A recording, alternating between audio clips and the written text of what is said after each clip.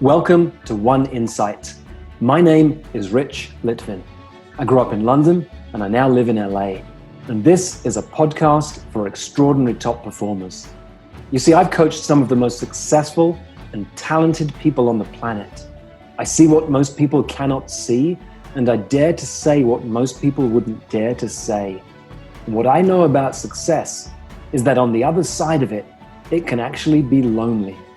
You can feel like more of an imposter the more successful you become. And when you're the most interesting person in the room, you're actually in the wrong room. I coach around insight. Life looks one way, something happens, the world looks different, and your entire world changes. It can happen in an instant. And this podcast is called One Insight because a single insight can change everything. Today was really fun. Carolina comes into this call to talk about her relationship, and a little part of my mind is thinking, well, I haven't coached people on relationships for a long time. Where will I go? Is this going to be something that we'll put out on the podcast? Or maybe it's something that's not a powerful coaching conversation. But I'm reminded as she's talking, because I slow down to listen to her, that we live in a created world. Most people live in a reported on world. Let me tell you how life is, how life's happening to me. And it doesn't have to be that way. We really can create our world. We can create clients, and we can also create a relationship. And this is really fun. In fact, when we stop, Carolina's almost wordless. I pause at the end, but we keep rolling on the tape. So you capture her talking to me at the end of this, talking about the real courage it took to go where she went today. Enjoy. Hi, Carolina. Hey, Rich. Hey, well, we were just laughing a second ago about the intensity of a coaching conversation, and you've been brave enough to come and play with me. And you know how I like to play. I like to provoke people. I like to challenge their thinking. So you've probably been wondering about, well, what am I going to say? What questions am I going to be answering? You may even had something you prepared to bring to the conversation. We may end up going there, but the fun of coaching for me is that what you think you're here for, whether it's a coaching conversation or life, is usually not what you're really here for. But let's put it on the table. What do you think you're here for? I think I'm here for figuring out or helping me get off the shelf and to find love again. It's funny you use that line. My wife's a jazz singer. One of her recent songs is called More, and it's an anthem for women. And there's a line in it that says, "Take your ovaries off the shelf." It's an empowerment song for women. So tell me about love. Good question. Love has not been easy for me. Love wasn't experienced a lot as a child, wasn't experienced a lot before I got married. And certainly my marriage wasn't truly the right kind of love. Marriage past tense? Yes. Yeah. I was married for 20 years. Well, congratulations. There's a broadcaster and a writer called Dan Savage who writes about relationships and sex in particular. And I heard him speak a few years ago, and he said, we've got a strange frame for relationships. If one of you dies before the other in a marriage, we say that was a really great marriage they had. But if the marriage ends and you're both still alive, we say, what a shame. And he said, why can't we say, congratulations on your 12-year relationship, on your 20-year marriage? Congratulations. And when you say that, what it says to me, and one of the reasons why it was hard for me to leave, is the notion of marriage is forever. Yeah. Right? Like, I'm of that value set where you don't take it in the lately. It's not like, let's try to see if it works. And if it doesn't, oh, well, it's a true commitment. And so for me, that's part of what makes it really hard.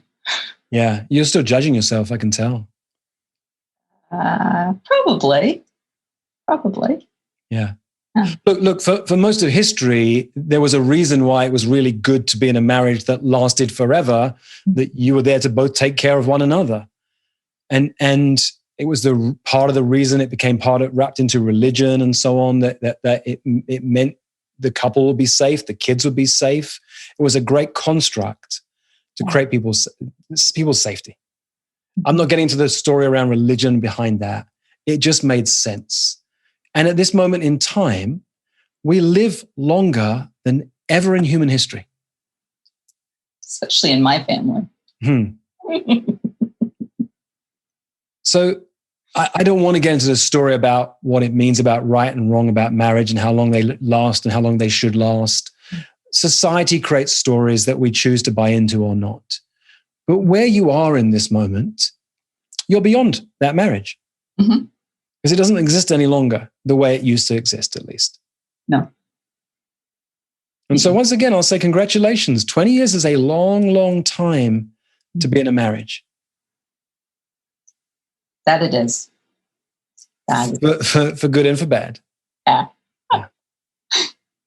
Yeah. And so, one, congratulations. Two, now you're looking for what do you create next? Mm-hmm. And it's just like life. What can I create? It's one of my favorite coaching questions. What would you love to create? So let's look out in the future for a moment. You know, if there was time, I'd look back into the past about how you could not beat yourself up so much about that. But I'm going to leave that for this moment. Okay. Sometimes when we're coaching someone, it's a time to say, look, there are other experts around certain areas. Do you see a therapist? Mm-mm. Sometimes therapy is a great way to get over some of those stories we have in our mind or ways that we're judging ourselves, beating ourselves up. Sometimes great coaches can do that work too. But I'm not going to go there in this moment. I'm looking over here. What do you want to create? So tell me, if you and I were to meet in 3 years' time and you said, oh my God, Rich, I'm in an amazing relationship, what would you be telling me? I would be telling me that it is a partnership of kindness, a partnership of grace, a partnership where growth is for both of us, right? We make each other better. And that is important to me. That is important to me. Like those three things, I would say, really important. Really important. You know, and then there's all the other stuff, but with the other stuff, if you don't have that, in my mind, nothing else matters. Yep. Nothing else matters. Yep. And trust. Mm-hmm. So what we're drawing out right now, these are values you're talking about. There are values that are really important to you. There's a value around kindness and grace and growth. And you realize, oh, I have a value around trust as well. Yeah. And then you also need to have a look at, well, what does that mean? Because trust can mean different things. There are some people for whom trust means that if I'm a man, I'll never sit down and have lunch with a woman who's not my wife. There are other people for whom trust means I give you my trust from the beginning, just don't lose it. We don't often sit down and work out what do my values actually mean when they're applied in the world. And most people don't even think about what their values are. They only discover them when the boundaries are crossed. But it's great that you're thinking about boundaries in the first place. Then you want to have a look at, well, what does it look like for those boundaries to be applied in the world? Yeah. Fair. Yeah.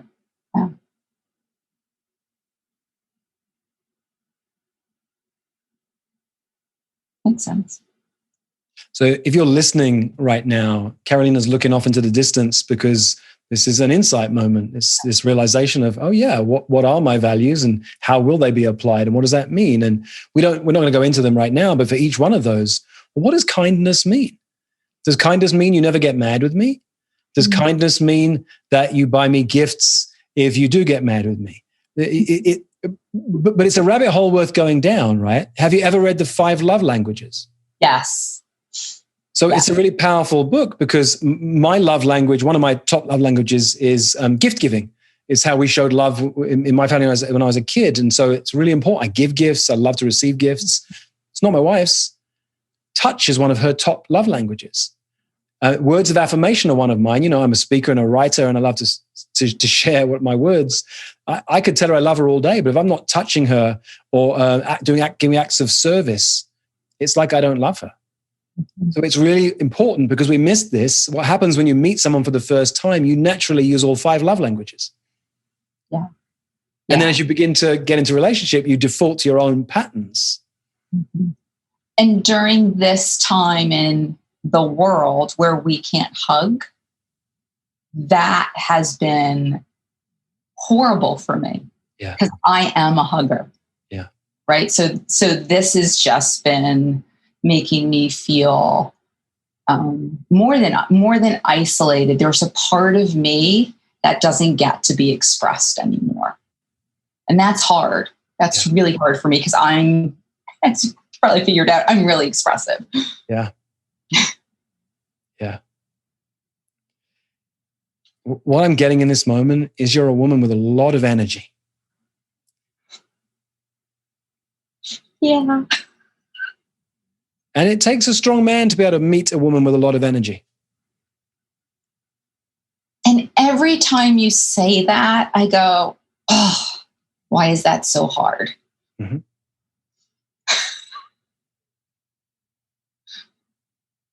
Didn't say it was hard, but yeah. You know what I'm thinking though, right? Well, no, tell me. I paused because you touched your eye, so it gave me a clue something's happening.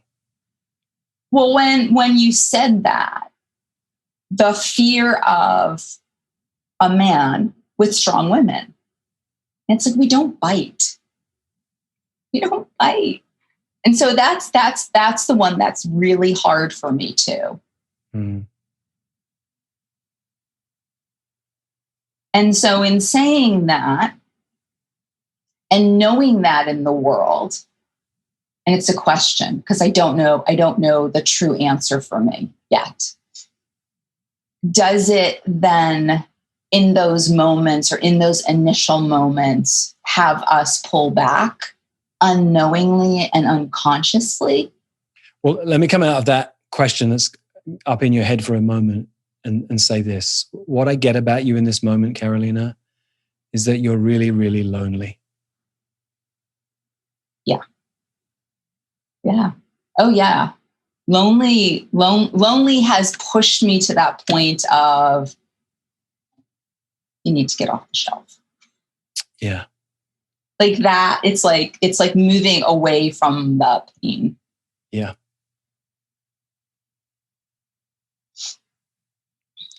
And my heart goes out to you in this moment, because not only is it tough when times are really lonely, we're also in a pandemic. So we've been shut down and locked down and not able to see people and have our normal way of being in the world, which makes it even more traumatic. It's been quite traumatic in many ways. Yeah. In the beginning, it wasn't so bad for me. I want to say probably the holiday piece. Mm-hmm. Right? Because missing the family and the festivities and all of that. Like for me, that was a huge void. Mm.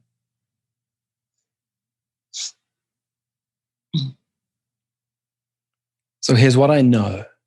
If we were to meet in 3 years' time and you told me I'm with a partner, he's kind, he's graceful, we grow together and there's real trust between us, that would feel really good. Yeah, that would be really good. Yeah. So let me say this with a little wry smile on my face, that the Prosperous Coach Approach is fantastic, not only at creating clients, but also creating relationships. I had a feeling that was going to come because I thought about that and I was like, okay. Yeah, I've coached many people over the years to get into relationships. Connect with people. Just connect. Only connect. It's the first step of the Prosperous Coach Approach. Just connect with people. And you're probably not connecting very much with people right now. Not outside of work, no. Yeah. And I've remember years ago talking to a woman who told me how she'd done all this work on herself and she was ready for this man. And I said, well, how often are you out there in the world meeting men? She said, not very much. I said, well, you know, you're hoping that one day he's going to knock on your door by chance. You can open it up and say, here I am. So you've got to be out there. Now, being out there a few years ago when I spoke to her and being out there for us at this moment during mostly a lockdown will look slightly different. But there are ways to connect with people because there are as many men who are looking to be in a relationship as there are women right now. But connect with people. And that, just like the Prosperous Coach Approach, is not connect with someone in order to sign them as a client. It's not connect with someone in order to go on a date with them. It's one at a time, just reaching out to people and connecting with them. And that can be the people in your community, the people at work. Hey, how's life? And when they say, hey, how's life back to you? You can say, you know what? I'm on a really interesting mission right now. I want to be back in a relationship. And see, here's what's interesting about that. Almost nobody says that, Carolina. So I know you said that, and I could not catch my breath. You said that. When you said that, I was like, oh, you want me to do what? Well, I don't want you to do it. You don't have to do it. But if you don't start telling people that you'd like to be back in a relationship, you're like that woman from years ago who's waiting, hoping that one day that man's going to deliver the mail and be her sweetheart arriving at the front door. What is it? Someday my prince will come? Yeah, no. Yeah. Yeah, no. And you know, let's take us out of those Cinderella myths. You're a strong woman. So you got to create this relationship. You're not going to sit there passively waiting for him to come. So you got to put a bit of energy into it too. And then he'll meet you. And all I've said is, what if you started talking to people and when they said, how's life? What's up? You said, well, you know what? I'm on a mission right now to be in a new relationship. Wouldn't that start an interesting conversation? That would.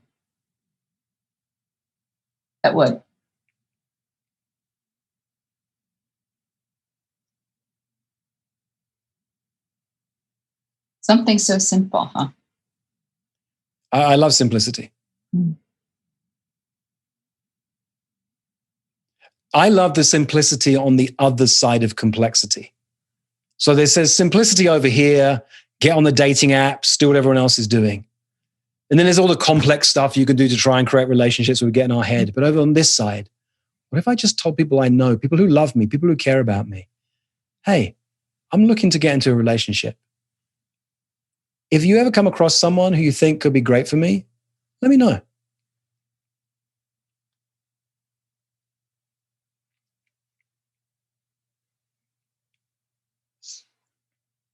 And what's going through my head is that actually is the best way to meet people.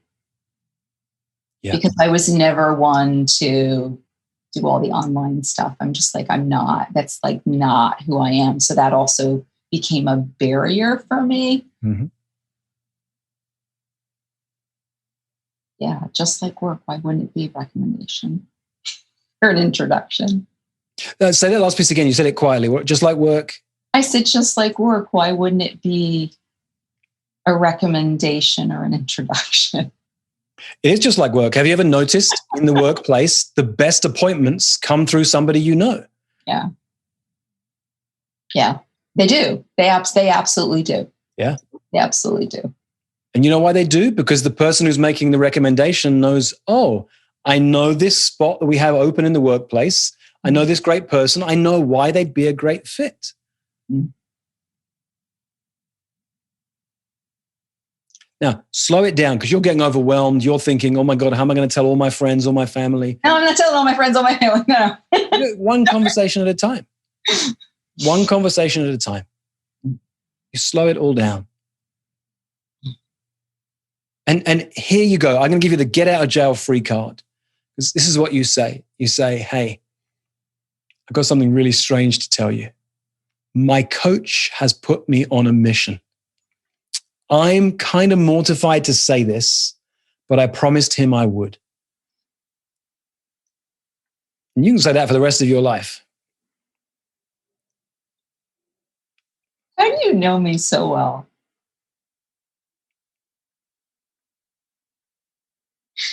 Okay, this is crazy now. This is getting crazy. Why? Like you said it, and I'm like, wow, that sounds something that would come out of my head. Mm-hmm.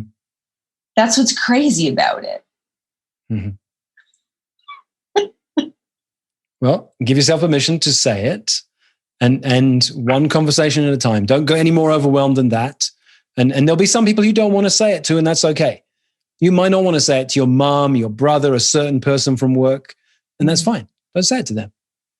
But think of who's one person right now, if you got off this call, whether it's immediately afterwards or in the next couple of days, you know what? I could say it to them. I could say I had a call with my coach. He challenged me, and here's what I've got to say. Oh yeah, I have two friends I know that I could say that to, and they'd be like, "What?" Nice. Yeah. So let me pause there. I'm going to do one more thing before we complete, because you're there, like you've got this, and it's one conversation at a time, and you slow it down.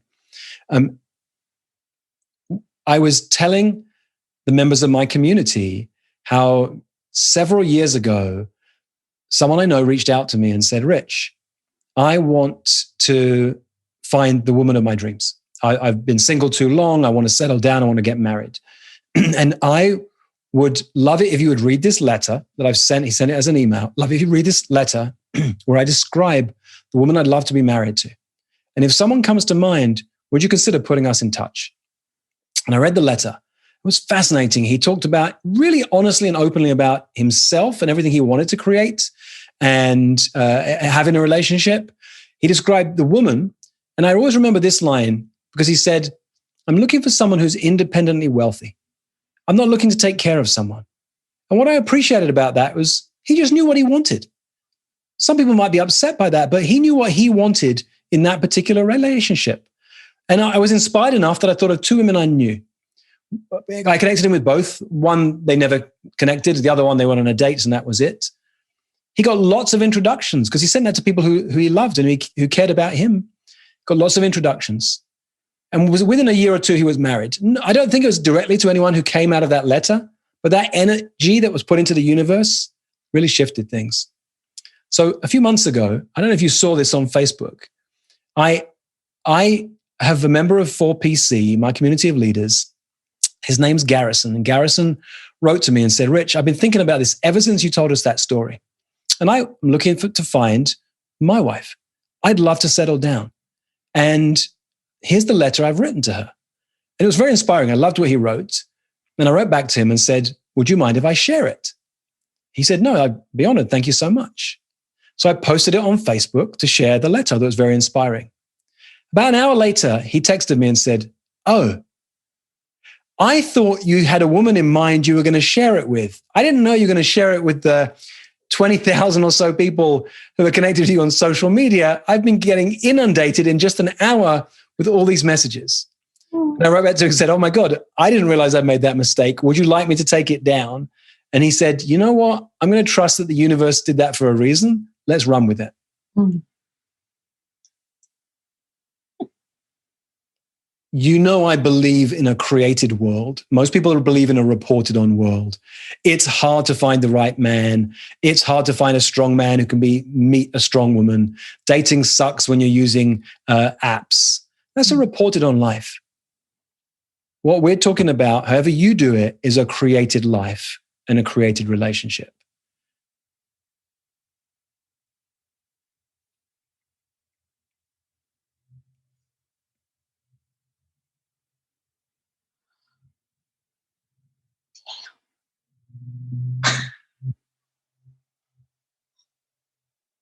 And I want it to, I'm like, oh.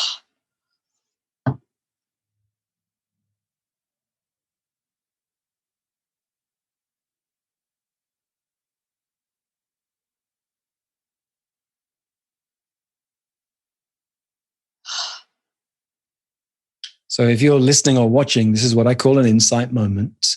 Sometimes your words aren't there. Life shifted a little bit. And we don't need to say anything in this moment, Carolina. You're where you need to be. And when you want to talk again, we'll talk again.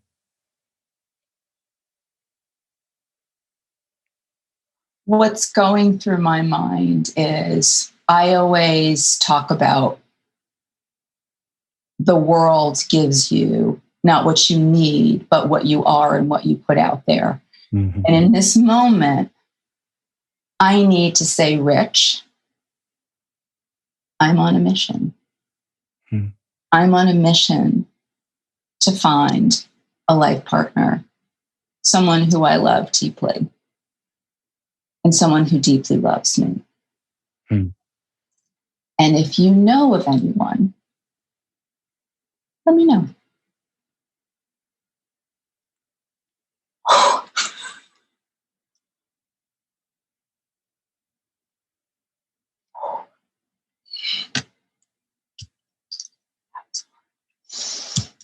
That was very brave. That was hard.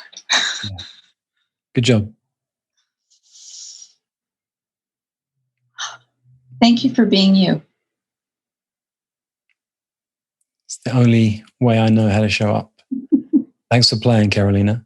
Thank you. We'll pause in this moment. And if you're listening and watching, life's created. You get to choose how you create it. And you can show up like most people do and report on your life. Or you can make choices in each and every moment on how you're going to create your life.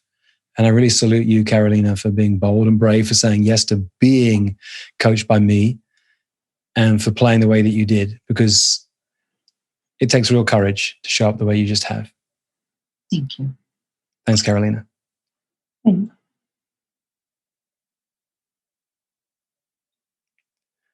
Okay, great job.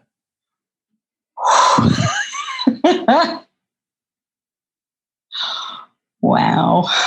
That took everything for me to say it. Yeah. Everything inside me. Yeah.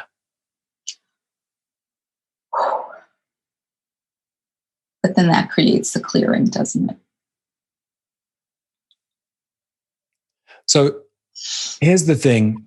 As humans, we're great at imagining the impossible and accomplishing impossible things. We're not very good at creating a time frame for which the impossible things can happen. So if you push this out into a future, 3 years, 5 years, 6 years, you can take the pressure off. It's coming. It's on its way. But rather than, well, it's been 2 weeks since we spoke and haven't met him yet, take the pressure off. Yeah, but I think sage wisdom at this point in my life too makes a difference. Yeah. Thanks, Carolina. Thank you.